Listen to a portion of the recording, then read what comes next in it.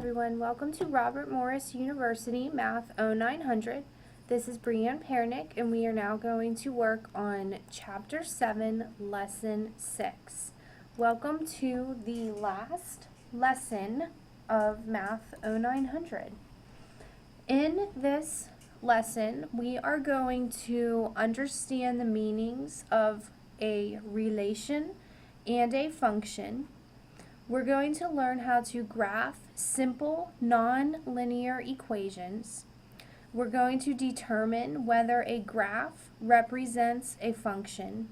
And we're going to learn how to use what's called function notation.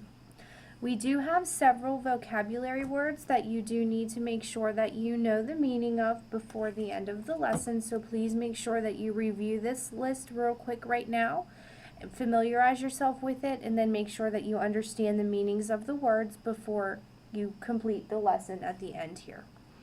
The first topic that we are going to talk about is understanding the meanings of a relation and a function. So far, we have studied linear equations in two variables. We have seen that an equation can be represented by a table of values. It can be represented by the actual equation itself, or it can be represented graphically. So we worked with three different ways that we can represent that equation. Now, the solutions to the linear equation are all of the ordered pairs that satisfy that equation. Every single ordered pair that make that equation true whenever you plug in x and y. As long as you get a true statement when you're finished, then that ordered pair is said to satisfy that equation. Every single one of those ordered pairs are also going to be points that lie on the line of that graph. Those ordered pairs can be represented in our table of values. So here we have ordered pair 0, 4, ordered pair 1, 1, ordered pair 3, -5. We should be noticing a relationship between the ordered pairs. We can choose any value for x. But once we have chosen a value for x, the value of y is determined for us through the manipulation of that equation. I can pick my x value. I could pick -2. Not -2, excuse me, 2, +2. I can pick 2. I had that freedom to choose that. I do not have the freedom to choose the corresponding y value that will accompany that, because when I plug 2 into the equation, -3 times 2 is -6. -6 plus 4 gives me -2. That y value is dependent upon the x value that gets chosen and gets inputted into that equation. For that reason, we say that the x value is the independent variable. The x value can stand alone. It does not depend on anything other than itself. But the y value depends upon the x. I must know my x value first before I can compute my y value. Mathematicians refer to the pairing of an x and a y value as a relation. So the formal definition of a relation is a set of ordered pairs. Now that's going to lead us, since we're creating a set of ordered pairs, to the vocabulary words of domain and range. Whenever we take all of the x values, which are sometimes referred to as the first coordinates, those are the x values, out of that relation, they make up what is called the domain. The second coordinates, which are more frequently referred to as your y values, when you remove them from the relation, all of the y values put together are going to make up the range of your relation. Now, the definition of relation is very broad. Some relations cannot be described by an equation at all. They just may simply be a set of ordered pairs. Other relations come from an equation. Some come from a set of data. It just depends on where those ordered pairs are coming from. What's important is that you know that they are a set of ordered pairs. Please know that the domain is your set of x values and the range is your set of y values. So for example 1, it's simply saying please state the domain and range. So what you want to do for this problem, we're going to separate the x's and the y's. The domain and range should always be listed in the curly braces like I've drawn here. So we're going to pull out those y values. We have 5, 9, 10, and 12. And then we're going to close our brace. Similarly, for the range, we're just going to pull out those y values. So we have 7, 11, we've already written the 7, and 14. Go ahead and give student practice number 1 a try. Go ahead and pause the recording, identify your domain and range, and as soon as you're ready, please press play and we will check your work.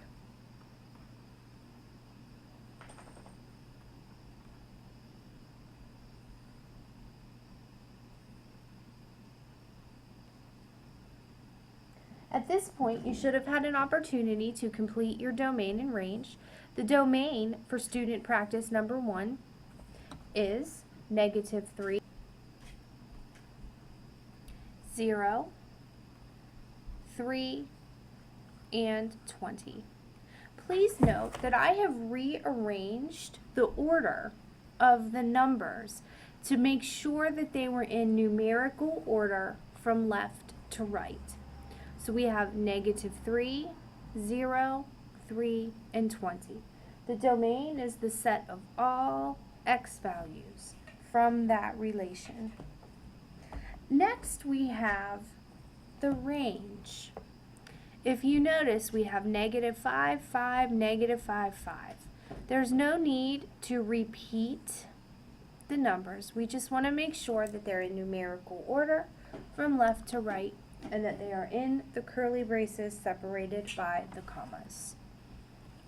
Now, some relations are special because they have a special property to them in which no two different ordered pairs will have the same x value. When that happens, the relations are referred to as functions. Now, the definition that your book gives of a function is a relation in which no two different ordered pairs have the same first coordinate or the same x value. When I think of the definition of a function, I like to think of it as a relation between x and y for which each x value will have exactly one y value. That's what we have going on there. So as we're looking at a relation and trying to determine whether or not it is a function, the first thing that you want to look at here is your x values. And you're going to say, is every single one of my x values different? If every single x value is different, then that ensures that every single x value will be paired with one y value. So you can go ahead and say, yes, this is a function. So now let's take a look at B. We have 7, 9, 12, and 7. Did any of my x values repeat? Well, yes, they did. I have ordered pair 7, 8, and I have ordered pair 7, 14. That's not allowed to happen. According to the definition of a function, every single x value should have a unique y value. Every x value should be paired with one and only one y value in order for it to be a function. Since this x value has two different y values, it is not a function. And you might want to jot down there that it's not a function. And you can say that it's not a function because the x value of 7 is paired with two different y's. And that might help you remember why exactly we're saying no to that. Okay, so in example A, every single x value was paired with its own unique y value, and there was no repetition between those x values. But in example B, the x value of 7 appeared twice, and it was paired with two different y values. That's not allowed to happen if it's a function. Okay, let's take a look at example 3. In example 3, each of the tables that are shown below contain data pertaining to a relation. We want to determine whether the relation suggested by the table is a function. If it is a function, we want to identify the domain and the range. So let's take a look at A here. The first thing that we want to look at are our x values.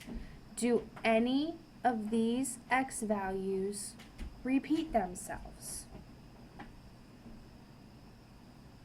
They do not.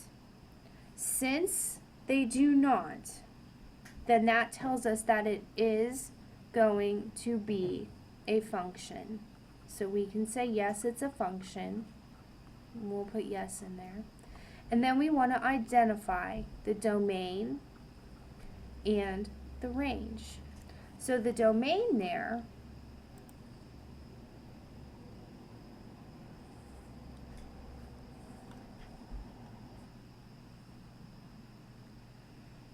so we can see from the domain here, and we also need to incorporate in what exactly we're working with here. The domain of this function is not just limited to what we see here in our chart. We're working with the area of a circle and a radius. A radius can be any length as long as the number is positive. So that means that the domain here is actually going to be all non-negative real numbers. With that being said, oh goodness.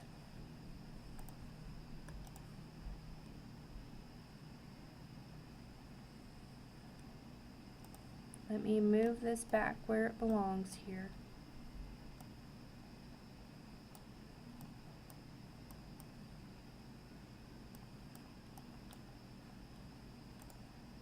And I think that's as close as it's going to get, sorry.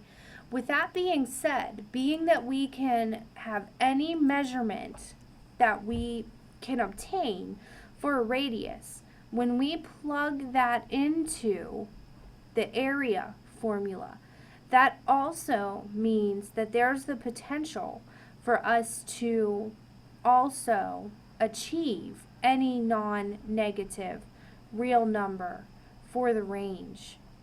So the range and the domain here are actually the set of all real non-negative numbers. That was a little bit tough to see. Now let's take a look at example B.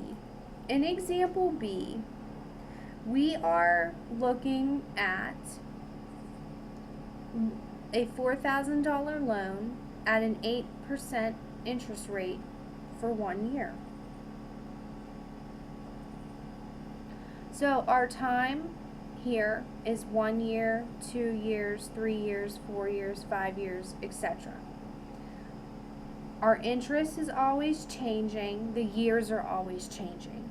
So that tells us that it is a function, and interest is a function of time.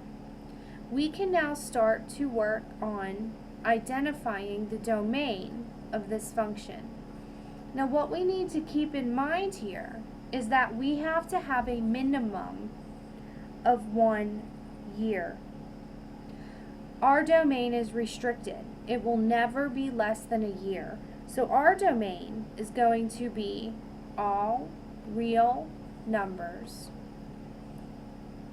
that are greater than or equal to 1. And the range is also going to be restricted because in that first year, we are automatically going to be earning $320.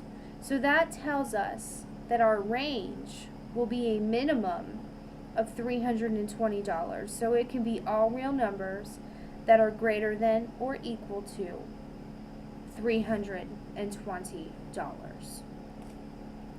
Go ahead and try student practice 3.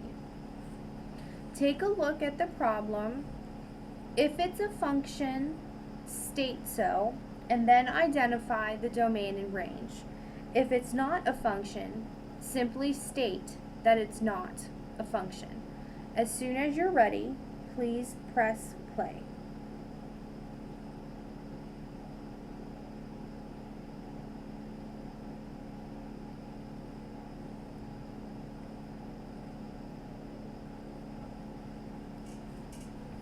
Okay, at this point you should be ready to go over the answers to A and B. As you are looking at your distance and cost, we're trying to determine whether cost is a function of distance. So we should be looking here at 0, 28, 42, 56, 70. We can see that each one of those x values, each one of those independent variables is unique, and it is not repeating with a different dependent variable. So that tells us that it is a function. So we can then identify the domain and the range. Now the domain is starting at 0 and can increase to any single number. So that tells us that it is all non-negative real numbers. And we would want to include the word non-negative in there. My apologies. And then the range, we want to look at the smallest value it could be, since our distance cannot be less than 0. We're restricted there. We can't have a negative distance. So being that our domain must be the non-negative real numbers, if we drive 0 miles, our cost will be 0 miles. So that tells me that my range is also all non-negative real numbers. You have to think logically about your domains and your ranges. Okay, example B. As we look at our number of shirts, we're trying to determine whether the price of the shirt is a function of the number of shirts. So we're going to look at 5, 10, 5, 2, and 8. And the first trick that we want to look at is to see if any of those numbers repeat. And they do. When they repeat, we have to check to see if they have different y values. As soon as we see different y values for an x that repeats, that tells us that it is not a function. Not a function. Now that we can identify whether or not a relation is a function, the next thing that we're going to do here is talk about graphing some simple non-linear equations. All of the examples that we have looked at before have been linear equations. They have been straight lines that we have graphed. The ones that we're going to look at now are not going to be linear. Now, the process is going to be very similar to what we have done before. We're going to make a chart, we're going to pick some x values, plug that into the equation, find the y, and then we're going to have an ordered pair that we can plot. When you have something that you know is nonlinear, and we know that this is nonlinear because we have an x squared term. When you have an x to the first, and that is your largest power, that's linear. Anything other than an x to the first is nonlinear. My suggestion to you is to choose some x values that are negative, a 0, and then we want some x values that are positive. Now, of course, you have the freedom to choose the numbers that you want to, but I highly suggest that you choose easy numbers. We definitely don't want to be doing hard math. Math is hard enough as is. We want to make our lives as easy as possible. So now that we've chosen our x values, we're simply going to plug that into our equation. We have y equals x squared. So I'm going to plug in -2 into the equation. -2 times -2 gives me 4. So I have -2, 4. Next I'm going to plug in -1 squared. -1 times -1 gives me 1. So I have -1, 1. I'm going to plug in 0. 0 squared gives me 0. I have ordered pair 0, 0. 1 squared is 1, so I have ordered pair 1, 1. And then we're plugging in 2 squared, which gives us 4, and we have ordered pair 2, 4. Once you have your ordered pairs identified, you can then graph them. So I had ordered pair -2, 4. -1, 1, 0, 0, 1, 1, and 2, 4. This is going to be creating a parabola that looks like that. If you're not comfortable with the shape of your nonlinear graph, choose some more points. The more points you plot, the more accurate your graph will be. Please go ahead and try student practice number 4. Please pause the recording As soon as you are ready to check your work, please press play and we will go ahead and check your work together.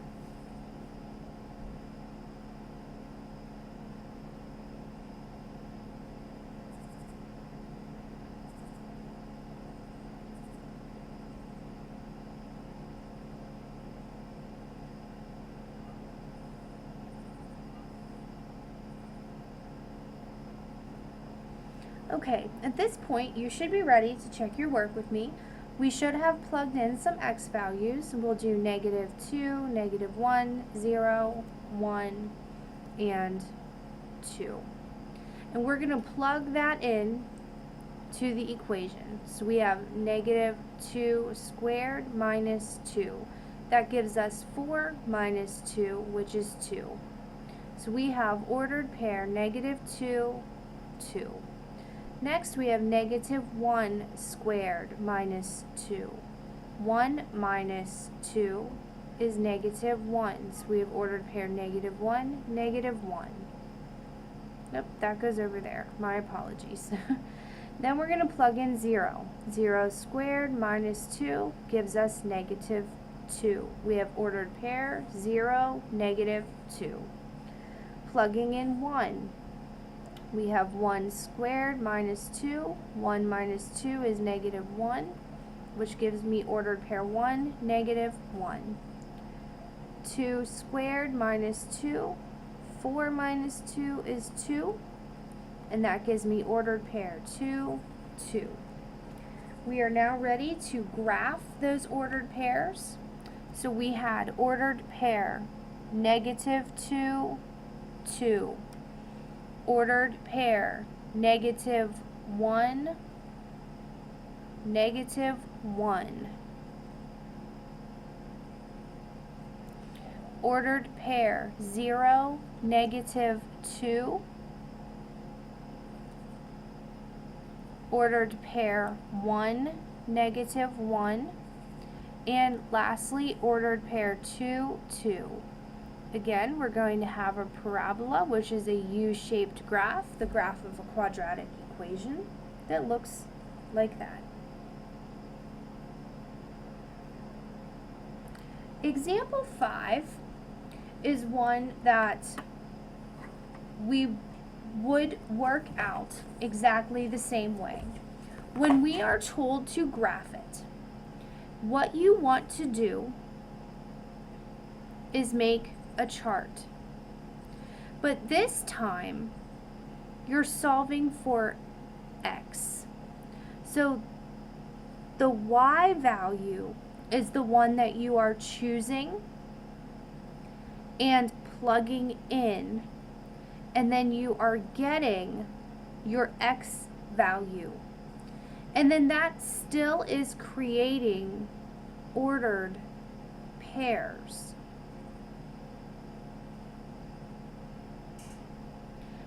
Since the y term is the one that was squared, we don't have enough knowledge to solve this equation for y. Not only that, it would be much more complicated.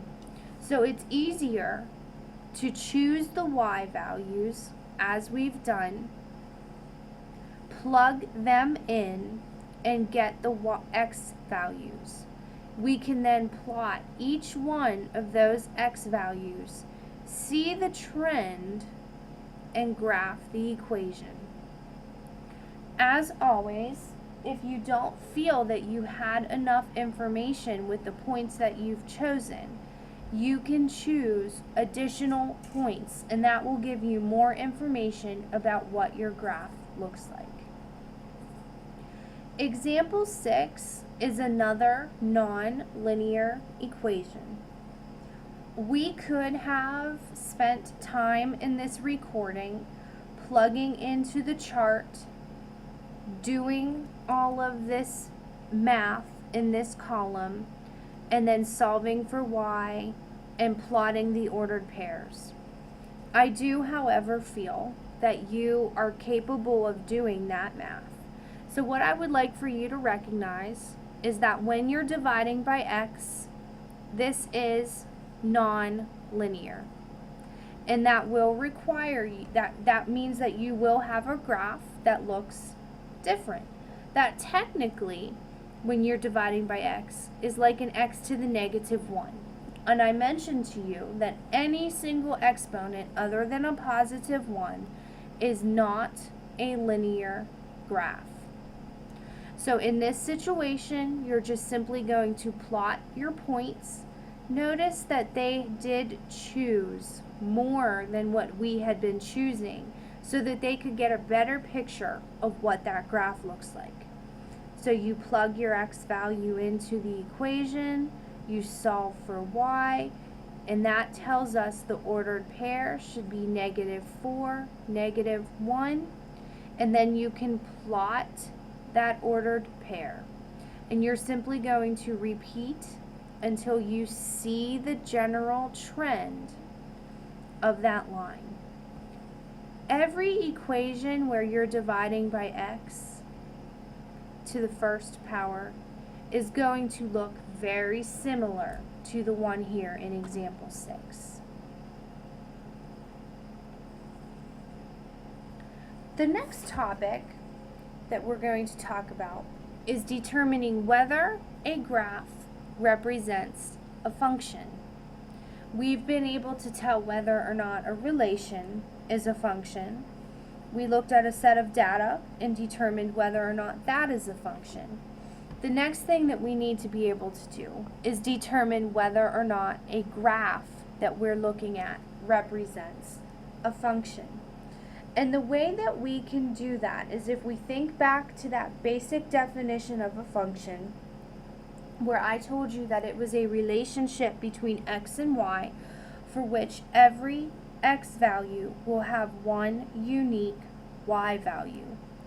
That means that the x values will not repeat with a separate y. So we have what is called the vertical line test for graphs that will tell us whether or not a graph is a function. So what you want to do is take a vertical line, maybe your pencil or a ruler or some other type of vertical line.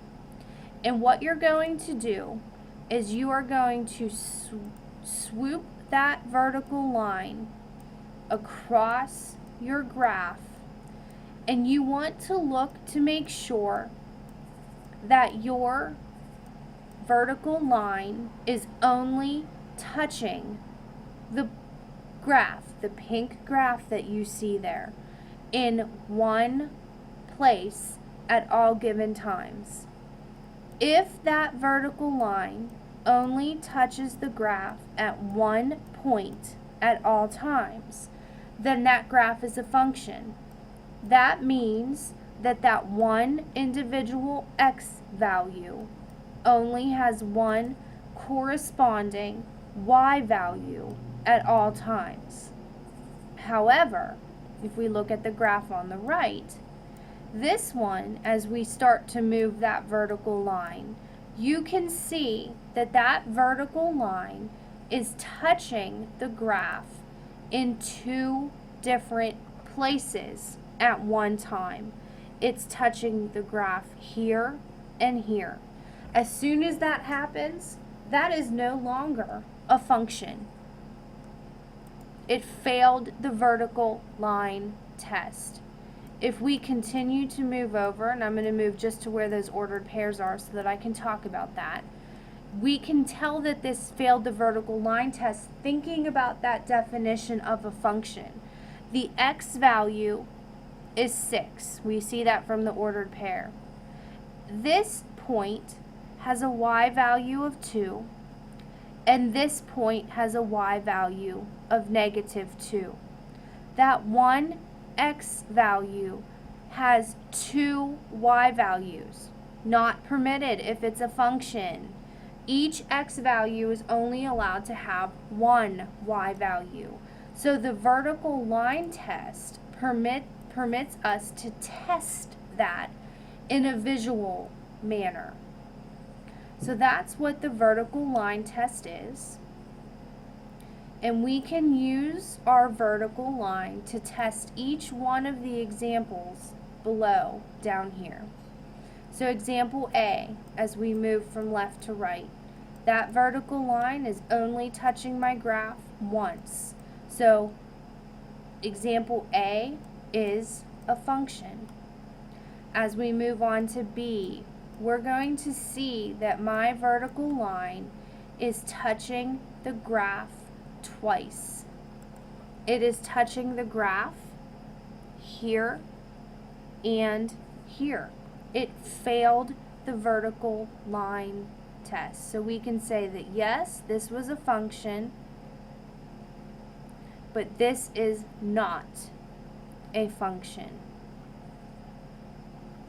So let's keep moving our vertical line across to C. So far, so good. It's a function. So far, so good. So far, so good. So far, so good. Uh-oh. We are now touching that graph how many times with my vertical line? 1, 2, 3. The x value associated here has 3 different y values. This is not a function. Now, student practice 7 has some examples for you to look at. Please pause the recording, press play, and as soon as pause the recording, complete your examples, and press play as soon as you're ready to check your answers.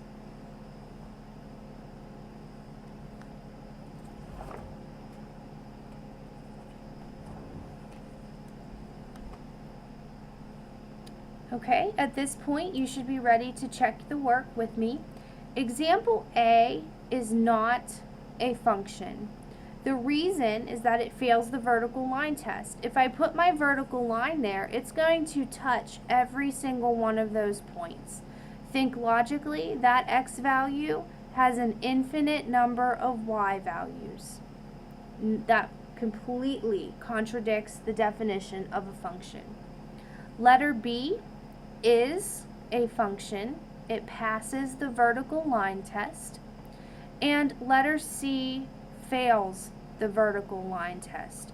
So it is not a function.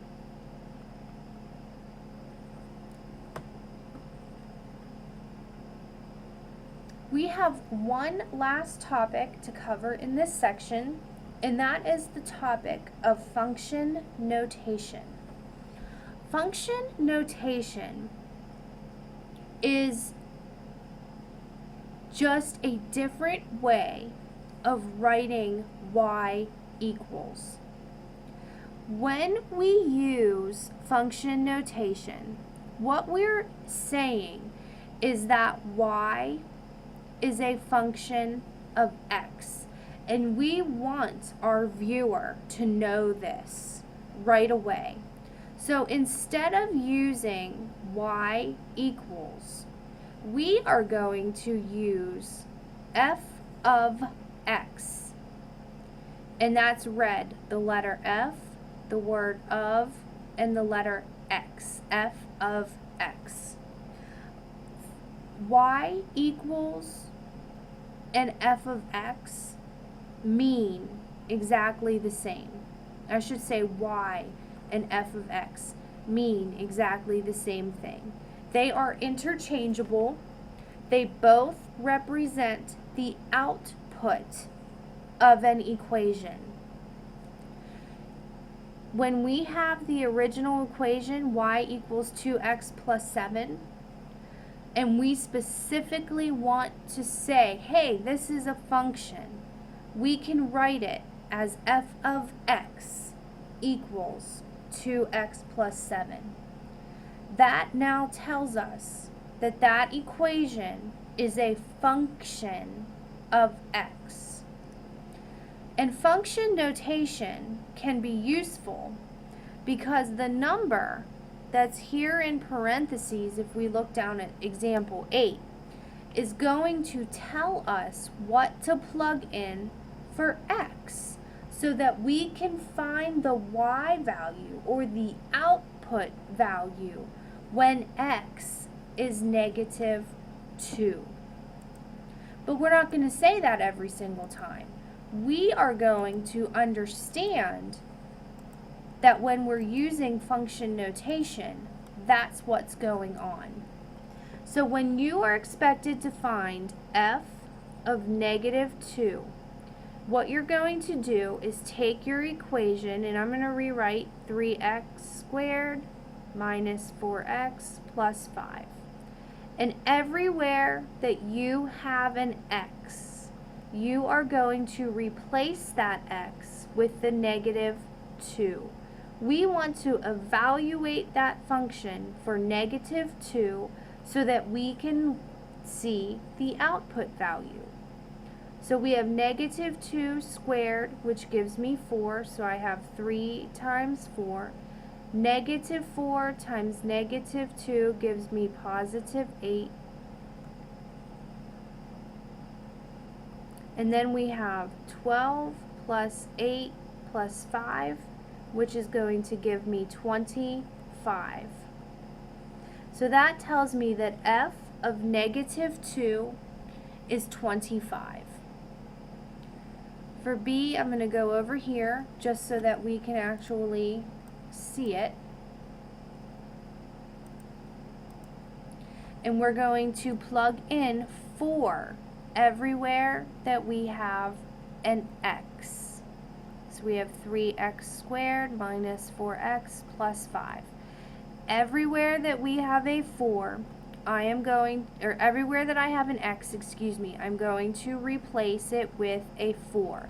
I want to evaluate my function for 4 to learn what my output value or my y value will be when x is 4. So I have 4 squared, which is 16. So I have 3 times 16 minus 16 plus 5. 3 times 16 is 48.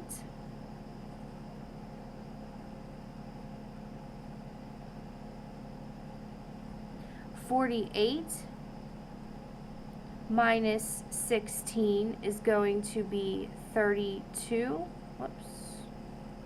Plus 5 gives me 37. So f of 4 is 37. That means that when I plug in 4 for x, my output value or my y value is 37. And then for example C, we are evaluating f of 0. So everywhere that I have an x, I'm plugging in 0. We should see that f of 0 is 5. At this point, you can complete student practice 8. Please pause the recording, complete A, B, and C, and as soon as you're ready, please press play.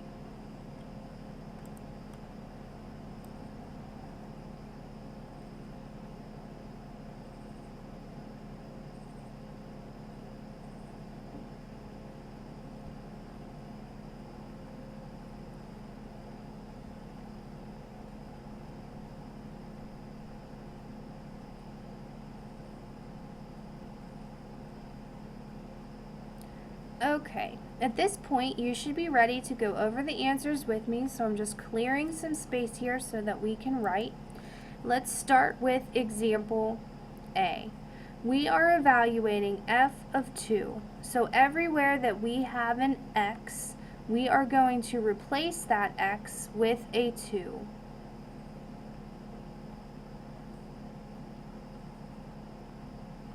So we have negative 2 times 4 plus 6 minus 8. Negative 2 times 4 is negative 8 plus 6 minus 8. We have negative 16 plus 6, which gives me negative 10. So f of 2 is negative 10. For B, everywhere that you had an x, you are replacing that with a -3. And then simplifying. So -3 squared makes 9. 3 times -3 makes -9. So we have -18 minus 9 minus 8. -18 minus 9